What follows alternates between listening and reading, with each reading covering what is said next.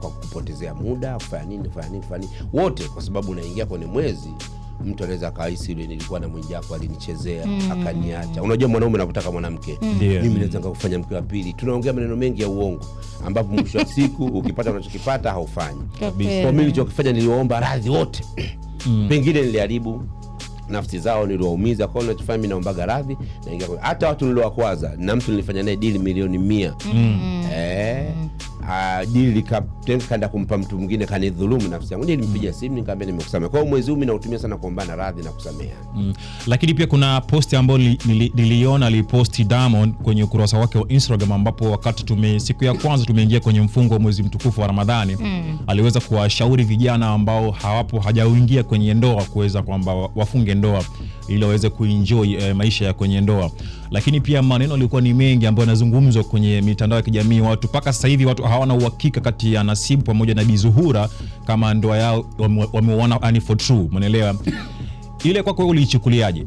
Kwanza unajua ndoa ni makubaliano kwanza ya watu wawili. Ndio. Alafu kwa ninavyomjua Mwambino ana ujana, lakini kwenye mwezi huwa anakuwa muoga. Kuna vitu hawezi kufanya.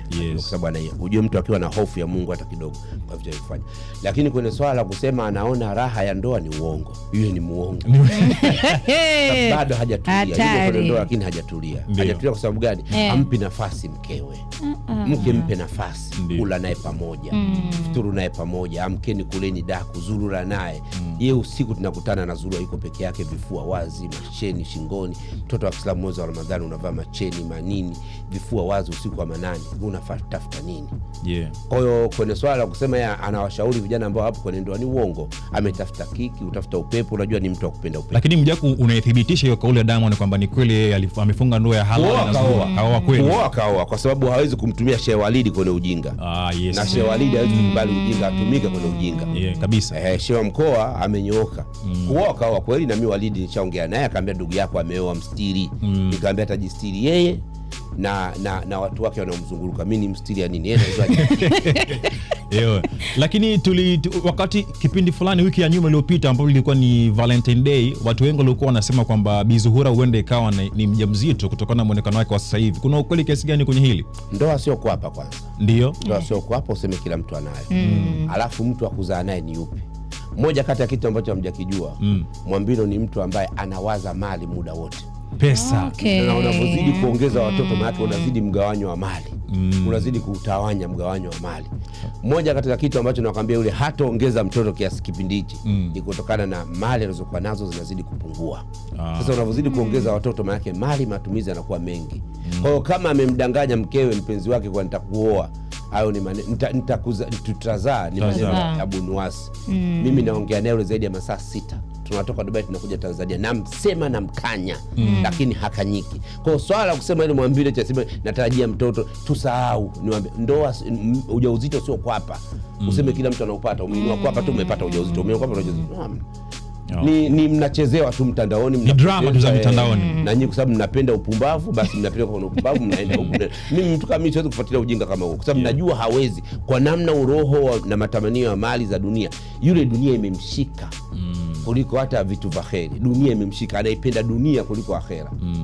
Nilikuwa nataka Mjaku tuweke sawa kwenye hili. Jana hapa I think ilikuwa ni siku ya Ijumaa, tulikuwa tunapiga story ya kumuhusu Harmonize pamoja na Kajala. Kuna posti ambayo Harmonize alikuwa ameposti akawa anasema kwamba mke wake Kajala anamfilisi kwa namna moja ama nyingine, lakini sio kwa nia mbaya, lakini katika upande kwamba wa matumizi, kwa sababu Kajala yeye akiwa anaenda kuoga huwa atumii maji ya bomba. Yeye anatumia maji ya dukani yale ya kununua. Sasa watu wakawa wanauliza, bwana, hivi inakuwaje mtu unaenda kununua carton za maji kwa ajili ya kuogea wakati wenzako wanayatumia kwa ajili ya kwenda kuyatumia kama kinywaji? Hii imekaje?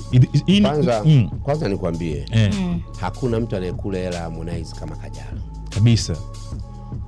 Harmonize anaweza kawa bakhili sehemu zote, wewe pita kwa Kajala. Hela inatoka ile kwanza. La pili, watu wa karibu wanatakiwa wamuombee Harmonize. Harmonize wanawake wote anaweza katembea nao ulimwengu mzima, lakini upepo wake upo kwa Kajala. Kwa hiyo kuna muda anakuwa sio yeye, ni mapenzi. Mfano kama jana naambiwa ni mtoto wa Kiislamu, unaenda kufuturu, mpo nyumbani na Kajala, kipindi hiki unatakiwa umruhusu aende nyumbani kwao. Kama unataka kukaa naye muoe. Baadaye akaja kucomment kwenye page yangu akasema, bwana Mwijaku, nipo kwenye process, lakini hapo tulikutana kwa Omari, tulialikwa kwenda kufuturu. Lakini bado Harmonize mimi kumwamini ni pagumu, kwa sababu Harmonize kwa Kajala ni sawa kama mfupa kwa fisi. Hawezi kusema neno. Sijajua Kajala anampa nini Harmonize. Kwani kati ya Kajala na Harmonize nani ambaye apindui kwa mwenzie? Harmonize ndo apindui kwa Kajala. Harmonize ndo apindui. Yaani Kajala anaweza kusema tuamke sasa twendeni Ufaransa. Harmonize bila kupepesa atafanya chochote. Ataitafuta pesa popote. Kama benki imefungwa ataomba hata kupiga serikalini benki ifungue, toa hela aondoke. Okay, I can see this. Hawezi kupindua kwa Kajala, na ndio upepo wake ulipo, na ndio maana watu ambao wanaweza kumsumbua Harmonize ni Kajala. Okay. Kajala akitaka si tupate muziki mzuri sasa hivi anaweza kaamua. Na Kajala akitaka tupate muziki mbaya sasa hivi anaweza kama tupate mbaya. Mimi natamani kufahamu situation ambayo ulipitia wakati umekuwa mbali na mama watoto wako. Nini hasa ulikuwa unakiwaza kipindi kile?